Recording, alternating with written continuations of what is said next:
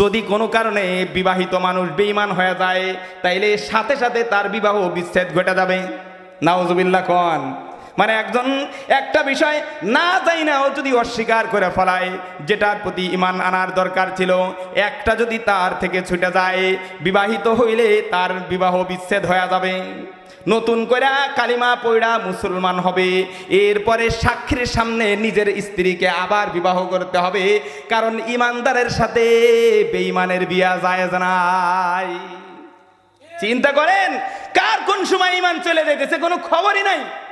সাধারণ একটা উদাহরণ দেই, আল্লাহ তাআলা যে কাজগুলো নিজে করেন, তাকদির নির্ধারণ করেন কে? তাকদির লিখে দিয়েছেন কে? এখন দেখবেন মানুষ বলে মানুষ তার নিজের কর্মের স্রষ্টা, মানুষ তার নিজের ভাগ্যের নিয়ন্ত্রক। এই যে সুন্দর সুন্দর পেঁচায়া পেঁচায়া কথাগুলো আপনাদের সামনে বলবে, কিন্তু এই কথা বললে ঈমান চলে যাবে। আপনি দেখবেন আল্লাহ তাআলা বলেছেন দুনিয়ার মধ্যে সবচাইতে জঘন্যতম অপরাধের নাম হলো শিরিক করা। সবচাইতে বড় অপরাধের নাম কি? শিরিক। আল্লাহ তাআলা বলেছেন ইন্নাল্লাহা লা ইয়াগফিরু আইয়ুশরাকা বিহি ওয়া ইয়াগফিরু মা দুনা যালিকা লিমান ইয়াশা। আল্লাহ তাআলা বলেছেন যে লোকটা শিরিক করবে, শিরকের গুনাহ ছাড়া আর কোনো গুনাহ এমন নাই যেটা আল্লাহ ক্ষমা করবেন না। যে কোনো গুনাহ করলে আল্লাহ তাআলা তাকে মাফ করে দিবেন। যদি শিরক করে তাহলে শিরকের গুনাহ তার ক্ষমা নাই। এই যে শিরকের গুনাহ ক্ষমা নাই, আল্লাহ তাআলা যেটাকে হারাম করেছেন, এবার কোনো ব্যক্তি যদি তার প্রতি সন্তুষ্টি প্রকাশ করে তাহলে তার ঈমান থাকবে না। নাউজুবিল্লাহ বলেন। হ্যাঁ, আল্লাহ যেটা হারাম করছেন ওটাকে যদি কোনো ব্যক্তি ওইটাকে যদি সাধুর সম্ভাষণ জানায়, হারামটাকে যদি শুভেচ্ছা জানায়, তাহলে ঈমান চলে যাবে।